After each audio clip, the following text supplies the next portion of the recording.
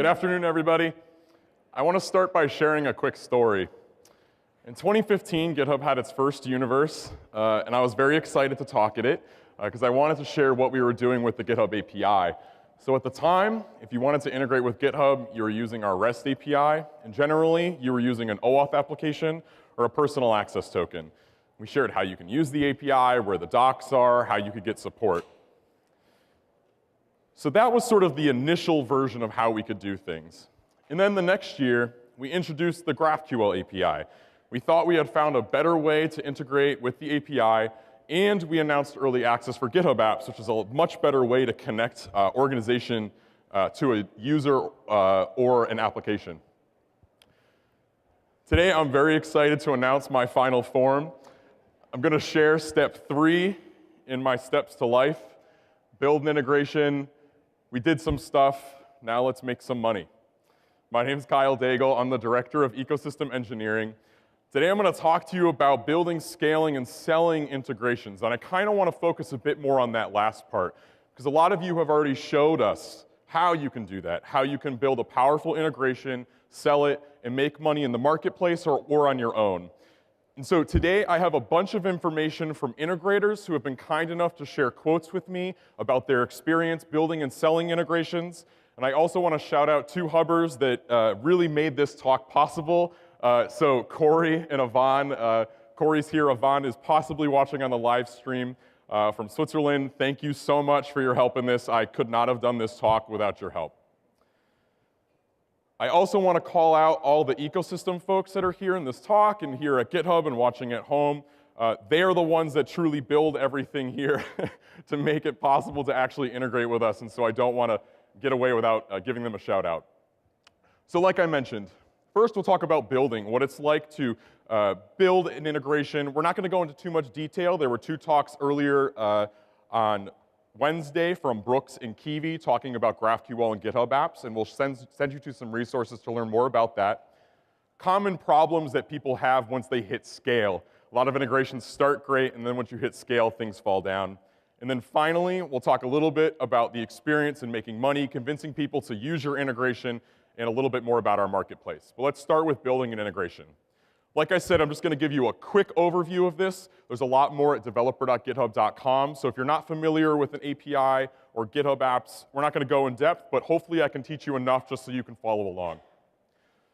With an OAuth app, you're identifying yourself as just me. So usually this is IDEs or places where you want to see the entire visibility of what Kyle can see. Generally speaking, OAuth apps have been the way to integrate, but since we announced GitHub apps, and GitHub apps allow you to connect an application to a user or an organization. So people are moving to GitHub apps because there's no human in the middle. It has better permissioning. You can choose the repositories that you want to integrate with. And we think it's the future of building integrations on GitHub when you're providing a service to a company and you're not trying to just say, I want Kyle to bring everything he can see to this, which is generally an editor or a client or something like that. We have the REST API, which is our v3 API. This is the API that we've primarily had the past 8 or 9 years. It covers a bevy of data, a bevy of use cases, and is compatible with both OAuth, personal access tokens, and GitHub apps. And now we have the GraphQL API, which is the v4 version of our API that we moved into a production-ready state at Satellite. This doesn't have the bevy of data that the REST API currently has because of our strategy of having our own engineers build the GraphQL API as they power the UI features. And so instead of our teams trying to skip ahead and get everything right and then realize, oh, we screwed up, our own teams can't use this, we're working with the application engineering teams to implement the GraphQL schema that is necessary to power this. So over time, it'll become more and more powerful. But right now, it's possible that you'll want to use GraphQL and then you'll realize, oh, it doesn't have this one piece of data that I need. In that case, you can definitely contact us in the platform community forum and we can share some more information with you. All right, so that's the quick deep dive on how to integrate with us. Now I want to talk about general best practices for building an integration. I want to introduce you to Yvonne. If you've ever emailed in to GitHub support about platform, you have almost certainly contacted Yvonne, whether you knew it or not. He was kind enough to provide me a bunch of quotes about his experience in helping you. We've also pulled some quotes from your help tickets without identifying any of you. and we've also gotten quotes directly from you. So let's start through this. This is something that we notice, especially at events. Everyone seems a little bit trepidatious in reaching out and just saying, I don't know. I don't know how to build this. I don't know how to use this API. I hit a 401. I don't know how to go from here. Please reach out to us. We're very excited. Yvonne is great. Francis is great, who also works in the support team. And all of our engineers are really tied into the help system, our internal help tool, in order to answer your questions for you. These are actual quotes from him. This isn't me putting this in. One of the things we want to make sure is clear is that if you're starting today, we would like you to look at GraphQL very seriously, primarily because over time, as GraphQL becomes more full-featured, eventually we will stop putting more things into the REST API. GraphQL is v4, so I acknowledge completely that it doesn't have everything that you need, but if you're going to start today, we all recommend you look very heavily at GraphQL. And one of the reasons is because it can allow you to do things that basically are impossible with the REST API. So Josh at Heroku was very kind to share that one of their new dashboard features, which came out in May, has build statuses for all of the Heroku pipelines, or review apps, I'm sorry. And so that's basically impossible with REST because there's just so many requests you would need to do that it becomes infeasible, or you have to build a whole proxy layer underneath your application. But with GraphQL, you can write a single query, get all the statuses, and present it to your user. So it's exciting. My favorite thing, and I was talking to the team about this, is, and we could finally ship it. Like, we know there's so many things that we're sort of not allowing you to do, or we don't give you the functionality. I think over time you'll see more and more of that go into GraphQL. The next thing is this nice quote from Yvonne that says, please consider that that GitHub apps are right for your use case. And I responded with, yeah, definitely just use GitHub apps. Because OAuth apps aren't meant to do the things that you really have been doing, but you didn't have any other options. OAuth apps, to just be abundantly clear, is Kyle wants to see everything Kyle can see. Not Kyle the business, Kyle the human being. So please, please, please look at GitHub apps. They're a much better experience for our mutual customers, though they will take some effort to migrate. If you're starting today, almost certainly look at GitHub apps. We think it's important to remind you to use GitHub as a platform. This doesn't mean that just to use our APIs or just to use our identity, but consider how the customers want to use GitHub itself. Travis has found that using the configuration file in the repository instead of having the configuration in their web UI was a better experience for their customers. Customers are already comfortable with GitHub, they're already comfortable with the UI in Git, and they likely already have configuration files. So instead of having to create this whole UI experience, customers are okay with this. And we see this a lot in a lot of CI tools, but we're seeing other tools that are either coming out for the marketplace that don't have a UI at all, or it could benefit, honestly, from not creating a UI because it's not necessary in a lot of use cases. We talk about this a lot at GitHub, and Chris mentioned this, and Jason mentioned this today, and sometimes I think it can sound like marketing fluff, but it's really true. It's important to focus on the person using your tool and less so on the person buying the tool. If the people that use the tool enjoy your tool, the person buying the tool will want it. You can see that in Codici's presentation today. They can share the stats with the people buying. The people using it can really enjoy it. And so Circle CI shared a quote with us around this too. It's important to start from the beginning with solving the pain. Don't start with the thing that you think you need to do. We need to build CI, we need to build project management, and then try to graft pain onto that after, right? Start with solving the pain. In Waffle, Andrew at Waffle provided this great quote. Everyone sort of thinks that the customer that's in open source is different than the customer at a paid organization, that's different than a customer at enterprise. But what our customers that serve all of those, what the integrators that serve all those audiences have found that whether they're an open source on github.com or on-premises with GitHub Enterprise, it's the same developer. It's someone that wants to have a powerful tool to help their workflow. And though they have to work in different environments, people are choosing those tools across all those segments and not just sort of focusing on just open source or just on-premises. So that's the quick effort on building an integration. Now you have an integration. Hopefully it's seen a little bit of success. Maybe you're on Product Hunt or Hacker News and your thing is blowing up. What is scale? We pulled some numbers to kind of give you a rough idea to compare against your own integrations. And I'll share all my slides on Twitter after this, so please feel free to take shots if you want, but I'll put it up just in case I move too fast for you. The average API request for an OAuth application, which isn't the best way for us to measure, but it's the broadest, and so we're going to use that, is about 6,800 per day. We attribute this when looking at the stats primarily that a lot of people build workflow tools, scripts, etc. So the number kind of skews down from an average. So I wanted to look at top integrators, names you would know, without necessarily focusing on the too high or too low. And that's about 23,000 requests per day. So just to give you an idea, immediately, this is sort of like, okay, once you break that 20,000 or 23,000 number, you're starting to get to some degree of scale. But the largest app is up to 18 million requests per day. So the tail is huge, right? Primarily because a lot of people are building their own workflows, their own scripts for their company, and it might only have, 5 to 20 to 100 calls a day. But when you're looking at how quickly things can ramp up, it's pretty exponential very quickly. Now, you're at scale, you're generally experiencing some new things, maybe your servers aren't so happy, maybe you're starting to get rate limit problems, and so we started to talk to the support team to ask what's the best thing that you can do. And it starts with tracking requests and adding logging on your side, which is usually the thing you do once there are problems already. I'm a developer too, I know that, but it's important to start a little bit early, especially when calling out to our API. Yvonne had some suggestions. Let's make sure that you're reducing your requests as you grow, or you're using conditional requests so that way you're not getting charged for the rate limit.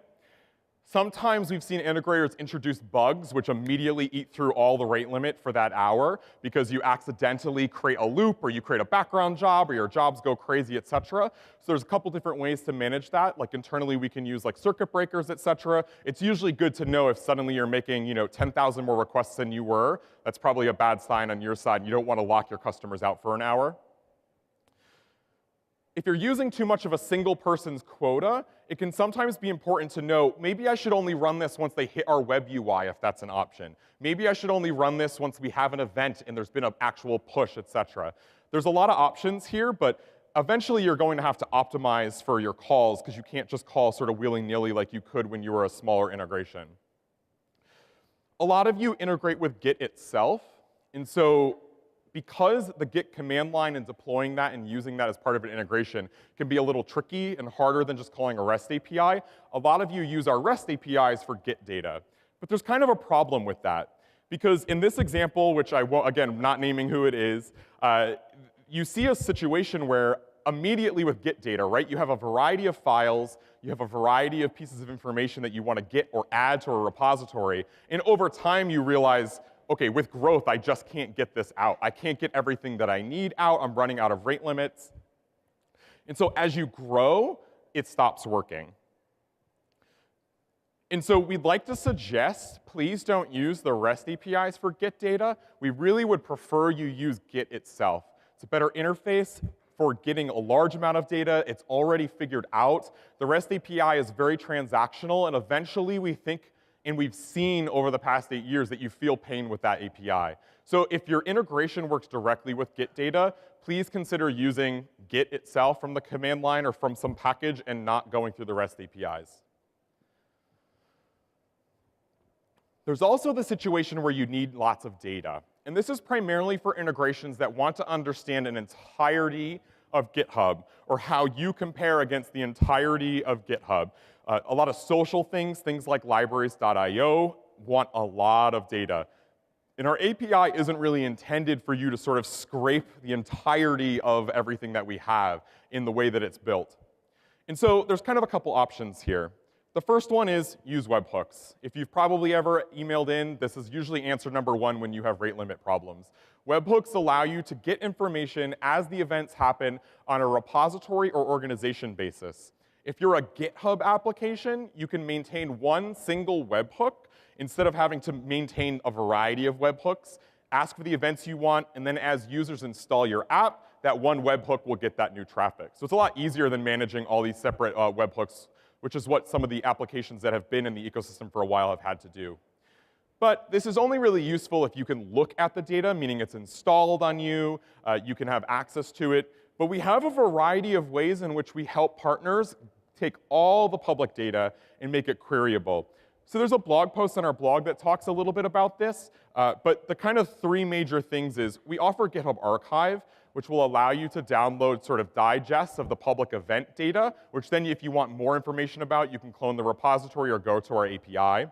You can also query that archive via Google BigQuery, which is a sort of easier interface if you're just looking for a quick answer or verification of like, okay, I want to know how many public repos there are, or I want to know how many public repos there are in Java, stuff like that. You can use BigQuery for instead of using your own data munging with GitHub Archive.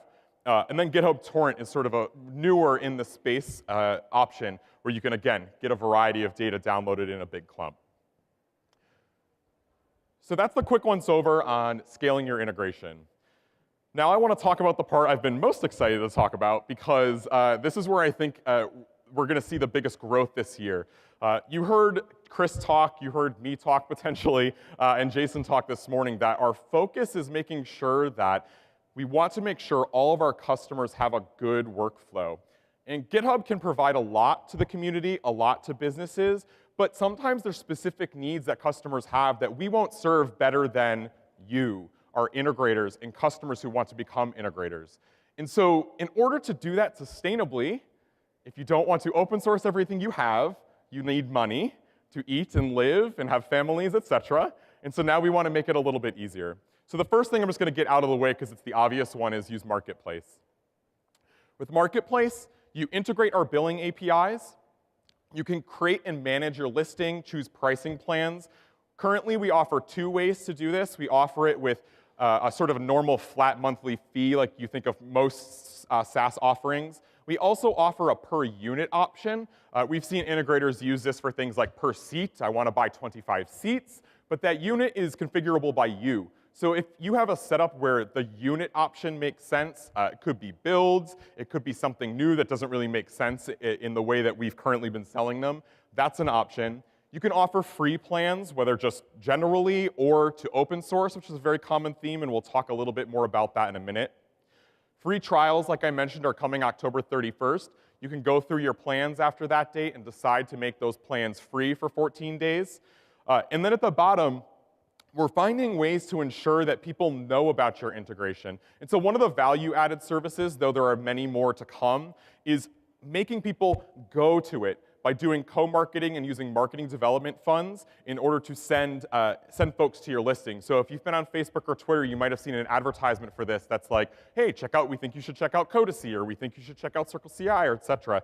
You can use those, that we have funds that can help you do that. And so once you get going, you can reach out to us, or email partnerships@github.com, and we can talk more about that. So whether you're in the marketplace or not, free trials have been a very obvious way in some ways to get that initial growth that you're looking for. And Circle CI shared that with us. Once you set up a free trial, folks get to use it, and they enjoy it, and they stick around. And I think most of the time we think of this as a SaaS problem. You know, we're in the cloud, I want to click free trial, try it out. I mean, we've all tried a tool for 45 seconds and said, nope, we're done, thank you, we're out. But this is true for enterprise as well. The on-premises customers also want these amazing tools. And there's companies like Replicated, if you're not familiar with them, give them a Google. They might be here as well. They were at Platform Day. They're a really great company to make it easier for you to bring your application on-premises. Don't miss out on these customers that are dying for first-class, new, modern tools. There are companies that can help you through that process, Replicated being one of them. So consider free trials, let people use your tool. Another option is using free trials alongside GitHub Identity. You don't need to force people, especially in an on-premises environment, to set up a new identity flow, set up a new account. It's a lot easier of a process if they can just click, yes, I want this thing, whether on-premises or via a SaaS offering, and get going. This is sort of the beginning of the ecosystem, right? Everyone can presumably, if you were there, Travis really started this going with travis.org. They offered free CI builds and continue to for open source. Many other CI providers offer that now. But it really created a very interesting change in how we talk about these tools, because it's not just goodwill, though that is a benefit to do that. It's also a tool. It's also a tool for these companies to grow.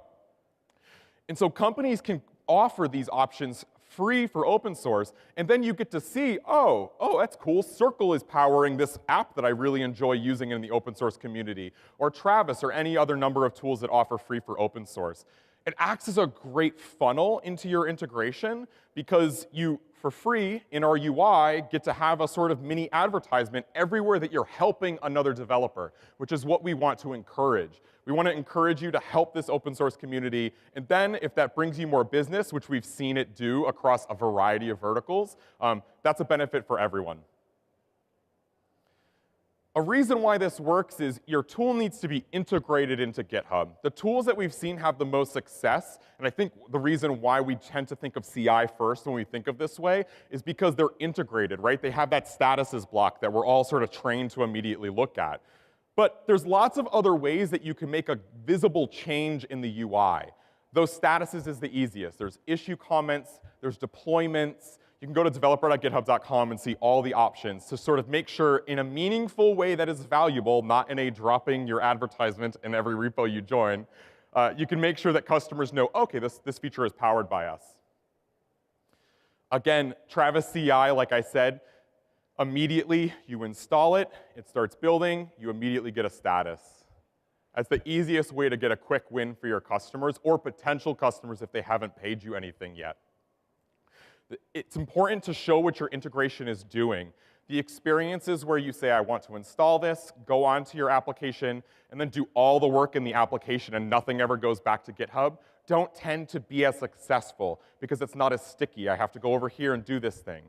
We're going to give you more options in this space. We know that we're the limiter in some ways in making sure that your information is integrated. And so we're exploring ways in the coming months to ensure that all integration tools have a sensible way to put information in instead of the issue comment way or pull request comment way, which is the majority of how folks are currently integrating with us outside of statuses. They drop information in a comment. A comment isn't usually the best place to give structured data.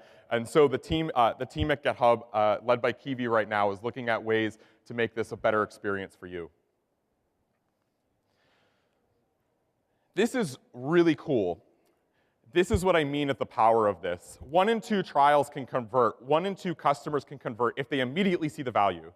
The more setup steps you have, the more configuration you have, the less likely you're going to grab that customer. So it's very important to ensure that whatever tool you're building, whether that be project management, deployment, continuous integration, static code analysis, security scanning, if you're a security scanning app and you get access to that repo, present a vulnerability the first time I see your site, right? Immediately I see value, because odds are I have one. And that's true for every option. That's true for every vertical. But a lot of tools spend a little bit too much time asking, who should I invite to this thing? How should it work? What repos do you have? What would you like me to look at, right? All those things are important. You have to make sure that everyone can go to the tool and actually use it. But if you can provide that first piece of functionality from the get-go, you're much more likely to have a sticky customer. Getting into sales terms pretty aggressively, but land and expand.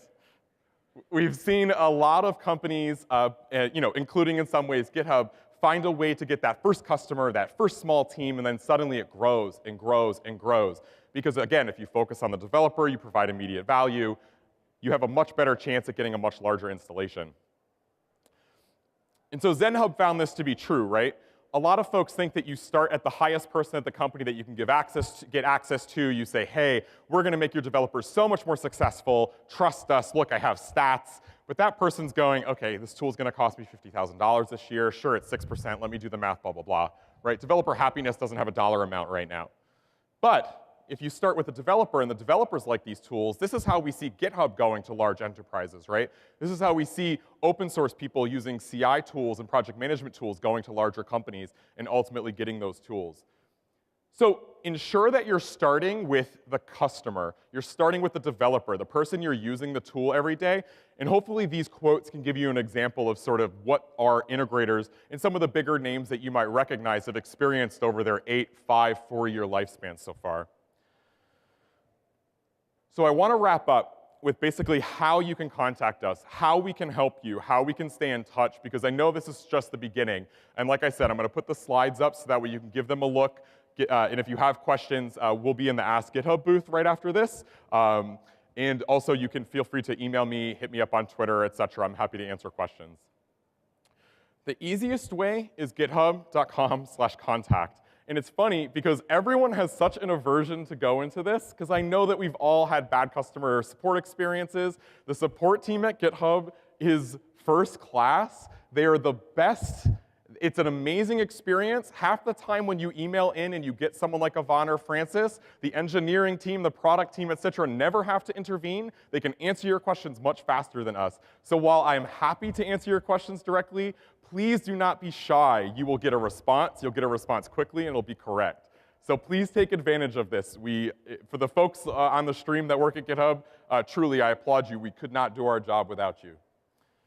We also have our more open option, which is platform.github.community.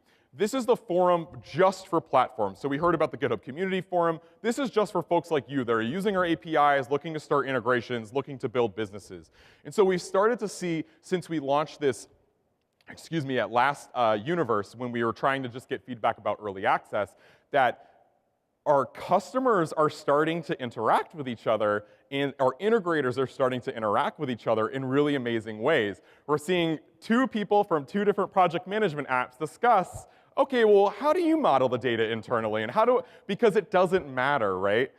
Like, that sort of conversation should happen between us, because if it were so simple that modeling the data correctly would make you have a successful business, then we'd all be millionaires. It's not that simple. And so please go in there, please be as open as you can, because the value we're seeing isn't that you get to go in and say, hey, I have this problem, and then a GitHubber comes in and goes, oh yeah, that is a problem. While that will happen, the very interesting thing is when someone comes in and just says, hey, I spent the weekend on this project, I ran into this interesting GraphQL thing, and here's the solution. And then we all just get to give little hearts in there, and that's the end of that, right? So please go give this a look. It's been really fun for us, and it also allows us to sort of have a view into what your experience is without necessarily having to do a one-on-one conversation that we then have to replicate over and over. Again, we're in the Ask GitHub area. There's a platform-specific booth over there that we'd be happy to talk to you about this or what you're working on, or if you have ideas. Just doesn't stop here. Please feel free to reach out like I did. And last but not least, a more important booth over there for me personally is the Hiring Lounge. If you would love to come work on APIs, identity, help us build the best developer tool marketplace in the world, or help companies integrate with GitHub via our partner engineering team, we are hiring for all of those teams. Please do not be shy. There's a team over there that can help you, put you in touch with me, and I'd love to work with you. Hopefully this has been a helpful, quick guide into how you can get started. I know that every tool is different and that the advice that I gave isn't going to be applicable to everyone, but I'd love to see at Satellite next year and Universe next year a lot of these new logos that didn't exist today but will exist then in the marketplace. Thank you so much.